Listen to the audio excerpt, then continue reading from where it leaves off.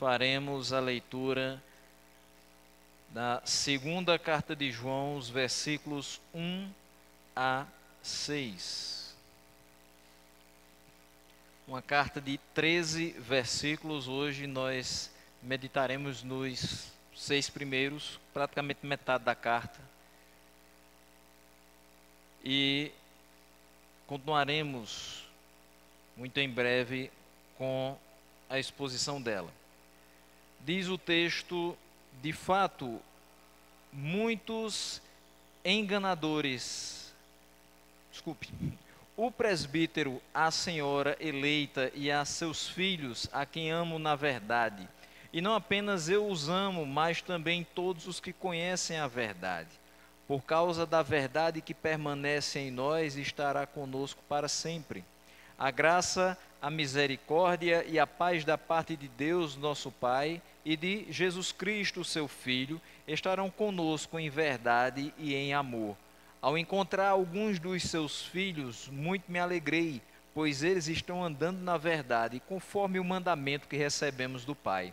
E agora eu lhe peço, Senhora, não como se estivesse escrevendo um mandamento novo, mas o que já tínhamos desde o princípio, que amemos uns aos outros, e este é o amor, que andemos em obediência aos seus mandamentos. Como vocês já têm ouvido desde o princípio, o mandamento é este, que vocês andem em amor. Esse é o texto de segunda carta de João, versículos 1 a 6. Oremos mais uma vez. Senhor Deus, nós queremos te agradecer por tudo aquilo que o Senhor já fez durante todo esse culto. Ministração da tua palavra, seja ela lida, seja ela cantada, que já subiu aos nossos corações. E que o Senhor tenha recebido também das nossas mãos, das nossas bocas, do nosso coração, esta oferta de amor, de gratidão, de louvor ao Senhor.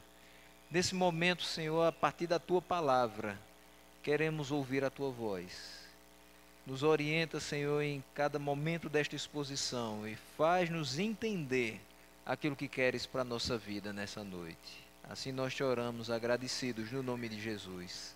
Amém. Os irmãos podem se assentar. Mas não feche a sua Bíblia. Acompanhe os 6 versículos que começam falando o presbítero. Muito interessante a forma como ele começa, e ainda mais dizendo a senhora eleita. João escreve a sua segunda epístola para a igreja, e o vai fazer de uma maneira muito carinhosa, muito amorosa, como já fez na sua primeira epístola. Ele se apresenta como o presbítero, e ele escreve a senhora eleita, ou seja, a igreja do Senhor. Então, quando nós olhamos para o termo a senhora eleita, podemos tranquilamente substituí-lo pela igreja do Senhor. Até porque ele vai falar a senhora eleita e aos seus filhos. Ou seja, ele não está falando de uma família terrena, ele está falando de uma família de fato celestial. Ele está falando da família do Senhor, ele está falando de nós. Ele está se dirigindo a nós. Não somente a igreja de sua época, mas também aquela igreja que se reúne hoje, a igreja formada pelos filhos do Senhor. E quando ele fala seus filhos, a igreja do Senhor não pode ser formada por um filho. Até porque uma família não pode ser formada apenas pelo filho. Ele precisou da mãe, ele precisou do pai. E mesmo assim, depois da partida do pai e da mãe, nós ainda temos outros parentes. A família demora a se findar quando nós ainda temos irmãos, tios, sobrinhos, primos. Mas é bem verdade que na família do Senhor, na família chamada Igreja de Cristo, nós não temos primos nem tios, mas nós temos apenas irmãos. Apesar de alguns nos chamarem de primos, mas todos nós somos irmãos. Esses que são irmãos formam a igreja do Senhor? A igreja do Senhor é formada pelos eleitos de Deus, pelos justificados e santificados por Cristo, pelos regenerados pelo Espírito Santo, para serem parte integrante de um corpo. E o corpo não pode sobreviver sem a mão. O corpo não pode sobreviver sendo apenas perna. O corpo não pode sobreviver sendo apenas tronco. Ele precisa da cabeça que é Cristo e precisa de todos os membros que somos nós. João diz que os ama na verdade. Ele diz, a quem amo na verdade. E ele diz, não apenas eu os amo, mas também todos os que conhecem a verdade. O que está querendo dizer aqui? O apóstolo ama a igreja e zela pelo seu caráter imaculado. A igreja do Senhor precisa ser imaculada, ou seja, santa. Ele ama a igreja e ele deseja que essa igreja permaneça santa. E ele continua dizendo, a igreja não pertence a ele, não pertence a nós, a igreja pertence a Deus. Por isso esse amor e esse zelo pela igreja. A igreja pertence a Deus, ela proclama o nome de Deus e ela tem como objetivo a glória de Deus. A igreja serve para isso, a igreja foi criada para isso. Não somente João ama a igreja, mas todos os que conhecem a verdade amam a igreja e dela cuidam. Todos. Irmãos, quando nós falamos da necessidade de estarmos presentes na igreja, de participarmos ativamente das atividades da igreja, das reuniões da igreja, da vida da igreja, de auxiliar a igreja nos seus objetivos, de fazer com que a nossa vida se confunda com a vida da igreja, nós chegamos a ser chatos na cobrança da presença. Mas é porque nós amamos a igreja. E nós precisamos entender que quem conhece a palavra de Deus também ama a igreja. João diz, não somente eu amo, mas também todos os que conhecem a verdade. João fala, olha, como líder da igreja, como presbítero, eu falo a vocês dizendo, eu amo a igreja, mas vocês também que conhecem a verdade, que leem a palavra, que ouvem a pregação, vocês amam a igreja, vocês devem amar a igreja, cuidar, zelar dessa igreja. Quem conhece a palavra de Deus necessariamente ama a igreja e não suporta estar longe dela. Nós não temos, e espero que assim continue, nós não temos transmissão ao vivo do nosso culto do domingo à noite. Até porque todos estamos aqui. Mas veja, normalmente quando a igreja tem, lá em Campina Grande tem, né? Transmissão do culto ao vivo. Quem mais entra na transmissão é quem está fora. Uma vez ou outra, alguma pessoa da cidade entra na transmissão para assistir o culto.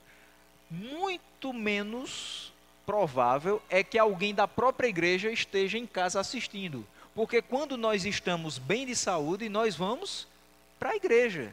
Nós não vamos assistir o culto da igreja. Então, se eu estou bem, se eu tenho condições de estar na igreja, eu vou para lá. Então você hoje teve condições dadas por Deus de estar aqui. A sua saúde, a sua paz de espírito e a sua vontade de estar em igreja, de estar em comunhão com a igreja. Mas é bem verdade que quando acontece essa transmissão, muitos que estão doentes se beneficiam dela. Por quê? Porque eles não suportam estar longe da igreja. E eu já escutei muitos relatos, e eu já passei por isso quando estive doente. Logo quando cheguei à igreja em Campina Grande, passei um bom tempo adoecido. E ano passado, os irmãos devem lembrar que eu também passei um bom tempo adoecido. Vinha para cá mais rouco, tossindo. Tive um certo período bem complicado. Tanto que em novembro eu precisei ficar 2 semanas afastado. Quando eu estava afastado, eu tentei ir para a igreja, mas nem sempre pude. Quando estava em casa, ligava o computador e começava a assistir a transmissão do culto da sede. Não é a mesma coisa. Eu ficava ali, sabe, tentando fazer com que fosse a coisa mais normal do mundo e dizendo, eu estou escutando a palavra. Eu estava escutando a palavra, mas sabe que isso aqui não existia? Então, quem conhece a palavra, quem conhece a verdade, gosta disso aqui, da união dos santos.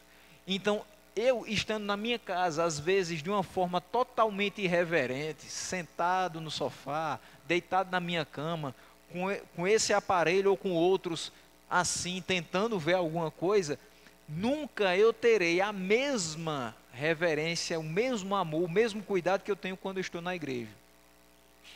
Isso não é uma coisa mágica que acontece. Isso é referente ao amor que nós temos pela igreja. É por isso que quando nós estamos aqui é totalmente diferente. Quando nós estamos num culto nos lares, nós experimentamos a mesma coisa que experimentamos aqui. Por quê? Estamos reunidos em nome do Senhor. Quando nós nos reunimos num culto na praça, na quadra poliesportiva, quando vamos para outras igrejas, nós experimentamos a mesma coisa, porque continuamos nos reunindo em nome do Senhor. Mas quando a gente está em casa, lavando os pratos, e coloca o celular assim de lado, com alguma pregação, para passar o tempo enquanto a gente está fazendo as atividades domésticas, será que a gente tem a mesma atenção à palavra que tem quando está reunido com os irmãos? Será que eu vou absorver todo aquele conteúdo? Será que eu vou estar realmente parando o que eu vou fazer para olhar para ali e começar a refletir no que está sendo dito? É mais ou menos o que acontece quando a gente está doente, não vem para a igreja, e aí, por mais que a gente escute alguma transmissão, nunca vai ser a mesma coisa do que quando a gente para tudo, desliga os nossos dispositivos, deixa o celular até em casa, porque a gente quer escutar a voz de Deus. Isso nos mostra a importância de estar na casa do Senhor. E como é importante estar na casa do Senhor, nós precisamos amar e preservar esta casa de que tanto precisamos, de que tanto necessitamos. É na igreja que nós recebemos as porções da palavra de Deus para a nossa edificação. Quando Luciano falava aqui, no momento de oração, vamos orar por aquilo que vai ser feito no chá das mulheres, porque vai ser para a nossa edificação, assim como foi ano passado. É isso que você vai receber na igreja, edificação da sua alma, através da palavra de Deus. É na igreja que nós recebemos conforto dado por Deus para as nossas angústias e tristezas, porque isso faz parte da vida de todo ser humano. Nós temos angústias e tristezas todos os dias. Se nós não tivermos cuidado, essas angústias e tristezas vão se avolumando de uma forma tal que somente uma pessoa vai poder reverter o quadro: Deus. Às vezes a gente se pega olhando assim para baixo, olhando meio vago, olhando para o tempo, parece que nada mais está fazendo sentido. Parece que a gente só está esperando o dia terminar, dormir e esperar que o dia seguinte seja um pouco melhor, porque o dia de hoje não foi legal. Tem dias que a gente parece que está só vivendo, mas não está vivendo com toda a intensidade que merece. E nesses dias que a gente está só vivendo, está só passando, é justamente na palavra de Deus que a gente encontra ânimo para se levantar, para não deixar que essa tristeza, essa angústia seja maior do que a nossa fé, a nossa confiança no Senhor. De que dias melhores vão vir, mas vão vir por conta dEle. É na igreja que nós somos fortalecidos pelo testemunho de nossos irmãos. Às vezes você chega à igreja e diz: Senhor, eu gostaria tanto de ouvir a Tua voz. Uma palavra é lida e você diz: não, essa palavra não foi para mim. Se irmão fulano tivesse aqui, receberia essa palavra, mas para mim não foi. Outra palavra é lida e explicada e você diz: não, essa palavra também eu não recebo, essa palavra não foi para mim. Eu estou precisando ouvir a voz do Senhor, isso ainda não foi para mim. Chega um irmão e fala a respeito das maravilhas que Deus tem feito na sua vida. Aí você diz, era isso que eu precisava ouvir. Que alguém falasse coisas boas que Deus tem feito na sua vida. E aí eu entendesse que apesar de tudo que eu tenho vivido, Deus tem coisas boas para fazer também na minha vida. O testemunho forte de nossos irmãos nos edifica. Mas edifica quando nós estamos em igreja. Porque dificilmente algum irmão vai dizer assim, hoje eu vou sair de casa, eu vou na casa do irmão fulano, porque eu tenho um testemunho para contar. Dificilmente isso acontecerá. Mas aqui nós temos a oportunidade de dizer, Deus tem feito isso na minha vida. Deus tem feito aquilo na minha vida. Nós encontramos com os irmãos, e aqui nós compartilhamos da mesma fé. É na igreja que nós somos lapidados, transformados de pedras brutas em joias preciosas ao Senhor, porque aqui nós aprendemos a ser obedientes a Ele. Nós somos preciosos ao Senhor não por quem nós somos pecadores, mas nós somos preciosos ao Senhor quando fazemos a sua vontade. E aqui que nós aprendemos a fazer a vontade do Senhor. Esse é o nosso valor. Armando Filho cantava isso, você tem o valor, mas por quê? Porque o Espírito Santo habita em você. Então, a presença do Espírito Santo em nós e o cumprir do chamado de Deus na nossa vida, a obediência na nossa vida, é o nosso grande valor.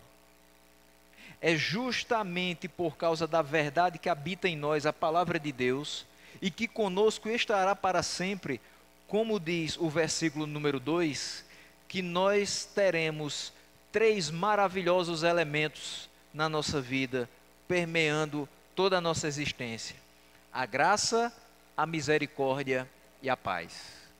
Elas estarão conosco em verdade e em amor. A graça de Jesus nos alcançou e por ela nós fomos salvos. Ela nos traz o suporte que nós necessitamos para enfrentar o mundo no qual nós estamos inseridos, sem que a gente se machuque excessivamente, sem que a gente ceda às tentações. Se não for pela graça de Deus, não dá para viver no mundo que nós vivemos hoje. Se você depender da sua força, você não resiste às tentações. Se você for confiar na sua inteligência, você não resiste ao pecado. Se você confiar na sua influência, você não chegará a agradar o Senhor. É a graça de Deus que faz com que a gente não se machuque num mundo que fala direto aos nossos ouvidos. Você crê em uma fantasia, você crê numa fábula, o que você crê é uma mentira, mas nós sabemos que é a verdade, porque a palavra de Deus permanece no nosso coração, a verdade permanece em nós sempre. É a graça que nos sustenta, é a graça que nos motiva, é a graça que nos alegra. E é por isso que eu não consigo entender um crente que anda o tempo todo com a cara fechada. Por quê? Porque se eu tenho a graça, eu tenho felicidade. Se eu tenho a graça, eu tenho confiança. Se eu tenho a graça, eu estou livre do mal, todos os dias. Olha bem o que diz lá em Mateus 6, quando ele fala da oração dominical. Logo no finalzinho, não nos deixe cair em tentação, mas livra-nos do mal. Mas por que eu falo isso para ele? Porque eu sei que dele é o poder, a glória e o reino para sempre. Eu estou orando para o Rei e dono de todas as coisas. Eu sei que ele me responde, porque ele ouve a minha oração. E eu sei que ele estará me livrando das tentações e do mal todos os dias. Por que eu tenho motivo de tristeza? A graça me faz sorrir. A graça de Deus nos alegra, porque nós sabemos que temos Deus ao nosso lado. E esse Deus que é tão grande se importa conosco. A cada instante, Ele nos livra de todas as tempestades que possam vir às nossas vidas. A sua misericórdia, primeiramente, é a causa de nós não sermos consumidos, de não recebermos o que de fato nós merecíamos como pecadores que somos. Imagine só, se Deus nos desse exatamente o que nós merecíamos, nós estaríamos aqui hoje? Muito provavelmente que não. Porque se nós recebêssemos o que nós merecíamos, receberíamos o inferno. Todos. Não existiria nenhuma classe especial, todos receberiam, todos estavam em rota de colisão para o inferno. Mas, diz Paulo aos Efésios, por causa do grande amor com que nos amou e sendo rico em misericórdia, nos deu vida juntamente com Cristo. Pela graça sois salvos. Nós temos, pela misericórdia do Senhor, recebido aquilo que não merecíamos, mas que Ele de graça nos ofertou. A misericórdia é o que nos garante a clemência de Deus diante dos nossos erros e a confiança para recomeçar a jornada cristã após os nossos tropeços. Quase todo dia a gente diz: Senhor, tropecei, Senhor, errei, Senhor, pequei. E Ele diz: a minha graça te basta.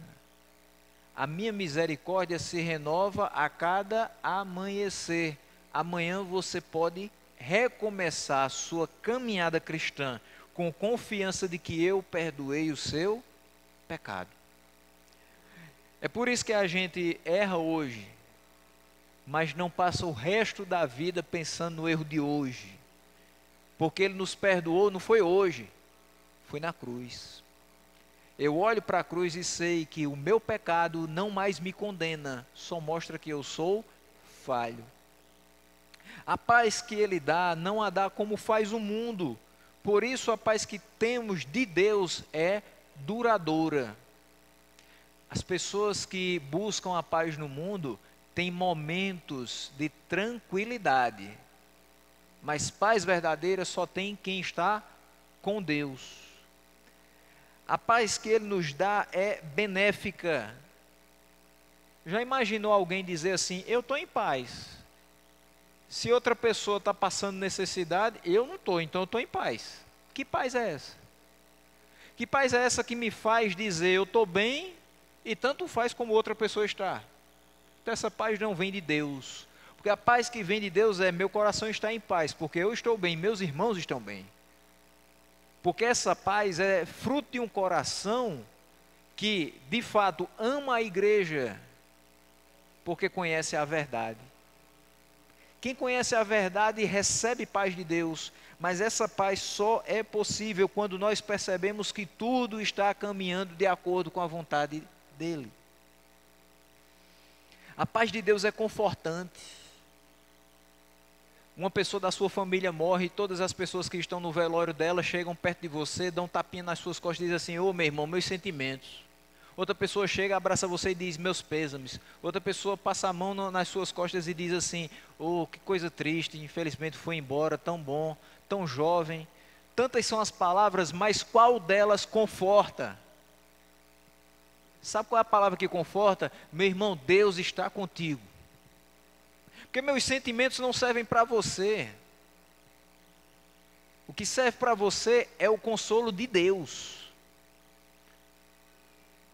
Pode ser talvez uma maneira um pouco dura de ver a situação, mas eu já passei por tantos lutos na vida, tantos enterros, não só meus, mas realizando cultos fúnebres, que eu olho para as pessoas e digo: olha, você não deveria estar chegando aqui na casa dessa pessoa, vendo o caixão de um ente querido dela e dizendo simplesmente meus sentimentos. Depois você vai embora, você vive o dia normalmente, aquela pessoa continua chorando, aquela pessoa continua se desesperando, aquela pessoa talvez se agarre com o caixão e diga: agora não tem mais sentido na minha vida. Você deveria dizer: Deus está contigo, meu irmão, o sentido da sua vida é Deus, não essa pessoa que se foi. É nisso que a gente deve perceber. Isso é que traz paz. É quando nós entendemos que a nossa vida está nas mãos de Deus. Não depende daquela pessoa que foi embora. Ela era muito querida para a gente vai sofrer durante um bom tempo. A gente vai chorar muitos outros dias, mas com a certeza de que a paz de Deus está inundando o nosso coração. A paz de Deus não se acaba ou se perde por qualquer circunstância. Como eu falava hoje pela manhã, talvez quando você se dispõe a ficar em paz, outras coisas que não dependem de você tiram a sua paz. Mas a paz de Deus e a paz com Deus não se acaba por qualquer coisa. Porque hoje nós estamos enfrentando tempos muito maus, tempos difíceis, em que homens têm se levantado contra a igreja do Senhor, em que pessoas têm tratado com deboche a nossa fé. E o que é que nós podemos fazer em relação a isso? Saber que a palavra que nós cremos é a verdade. Lutar por essa verdade, vivendo em verdade e descansando na paz que o Senhor nos oferece. Porque, de fato, a palavra de Deus não precisa de defesa, ela precisa ser vivida. A palavra de Deus não precisa que nós escrevamos cartazes e saiamos nas ruas dizendo só Jesus salva. Ela precisa que o nosso coração manifeste que só Jesus salva e que a nossa vida seja um testemunho vivo de que Jesus salvou o nosso interior. A nossa alma foi transformada por Ele. É por isso que nós estamos em paz. Nós vivemos em verdade e amor. Essa é a igreja de Cristo, aquela que vive guiada pela palavra de Deus, pela verdade. E que ama tudo aquilo que foi projetado e executado pelas mãos de Deus. E isso inclui a igreja. Os versículos 4 a 6 vão nos mostrar o amor fraternal. A alegria de João é alcançada pela percepção de que no meio da igreja há membros que andam na verdade. João diz, ao encontrar alguns dos seus filhos, muito me alegrei, pois eles estão andando na verdade. João olha para aquela igreja e diz, olha, eu estou muito feliz. Não é porque o templo de vocês é bonito. Eu estou muito feliz. Não é porque o pastor de vocês anda de carro zero. Eu estou muito feliz, não é porque a igreja está abarrotada de gente. Eu estou muito feliz, é porque eu estou vendo sinceridade no coração de vocês. Eu estou vendo que vocês estão andando na verdade.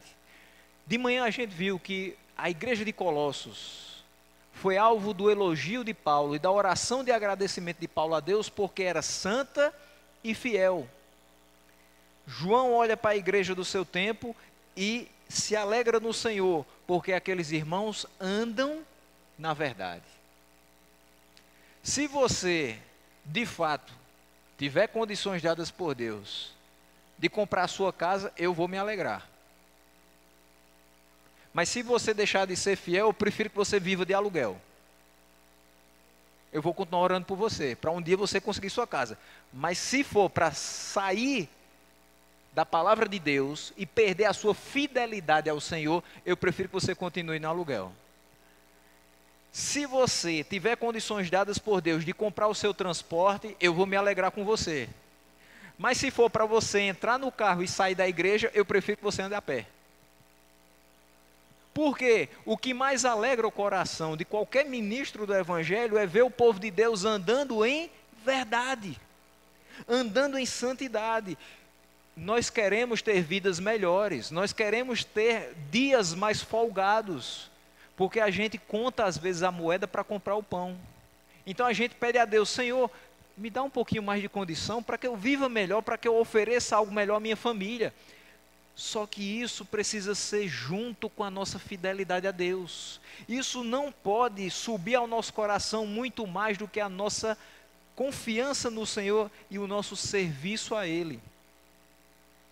Uma das melhores coisas para um ministro do Evangelho é notar que os seus ouvintes e liderados são aqueles que fielmente servem ao Senhor dos Senhores.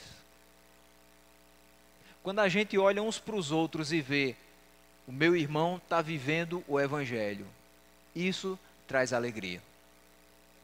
A alegria de João é ver que pessoas têm vivido o Evangelho, é enxergar a transformação na vida de muitos, de modo que o que preenche o coração dos irmãos é o que é puro, é o que é de boa fama, é o que é verdadeiro, é o que tem algum louvor envolvido nisso. É ver que a satisfação do povo está em Cristo e no seu poder operando em nós. não nas circunstâncias e conquistas terrenas. A gente compra o primeiro carro, velhinho mesmo, mas compra. O meu foi um Escort 95. Bebia mais do que algumas pessoas lá de fora. A gente anda com aquele chaveirinho, feliz da vida, estou agora de carro. Só que a alegria da compra do carro passa quando ele dá o primeiro prego. As circunstâncias tiram a nossa alegria. Eu olho para aquilo dali e digo, é uma bênção, foi Deus que me deu. Depois eu tiro o adesivo, porque Deus me deu, mas me deixou na mão.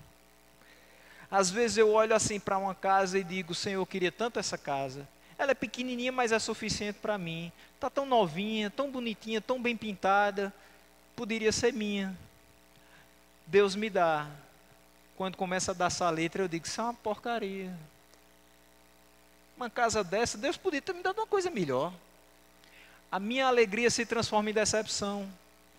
Circunstâncias externas me tiram aquela alegria. Porque essa alegria não está, essa satisfação, essa alegria não está em Cristo, mas está no que eu conquistei. Só que as coisas se acabam. As janelas se acabam, as paredes se acabam, mas a igreja do Senhor reunida nunca acabará. É por isso que quando minha satisfação está em Cristo e em ver o seu povo andando na verdade, essa satisfação não acaba. Essa alegria não acaba por qualquer coisa. Agora, quando a minha satisfação é só em ver a igreja assim, assim, assim, humanamente falando, se acaba. Eu dou graças a Deus porque nós já estamos aqui há um bom tempo. Daqui a pouco faz um ano. Passa muito rápido. E eu tenho a oportunidade de estar, juntamente com vocês, num templo organizado. Onde nós estamos todos sentados. Todos bem vestidos. Nós hoje tivemos a oportunidade de tomar o nosso banho, fazer as nossas refeições. Nós estamos com saúde plena. Nós temos um serviço de som que dá para todo mundo ouvir. E se a gente quiser que o povo da rua escute, escuta também. Mas a gente tem educação para não fazer isso. Nós temos ventiladores que podem aplacar um pouco o calor tão forte que Itaperoá tem. Nós temos exatamente aquilo que precisamos. Não temos as melhores coisas, mas temos exatamente o que precisamos. Mas eu já tive a oportunidade nesses últimos 11 anos de passar em igrejas que pessoas não tinham onde sentar. Em locais onde não existia essa cerâmica pela qual nós pisamos e não sujamos os pés. Em locais onde não existia púlpitos, a gente colocava a Bíblia em cima de um tamborete. Locais onde talvez não pegasse sinal de nada e a gente não pudesse projetar uma música para cantar junto. Na realidade, a gente não tinha nem som. A gente apenas batia palmas para que fosse marcando a música que a gente cantava. Já fui em locais que nem adiantava a gente ter papel e caneta, porque não ia resolver. Já fui em locais que não tinha energia elétrica, e nós temos.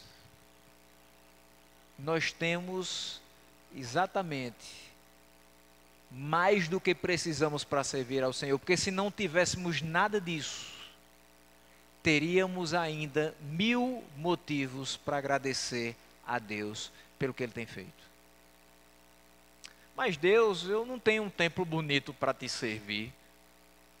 Deus não quer um templo bonito para ser servido, Deus quer um coração bonito para ser servido. O seu coração.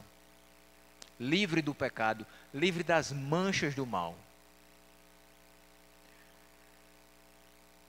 Isso é mandamento do Pai.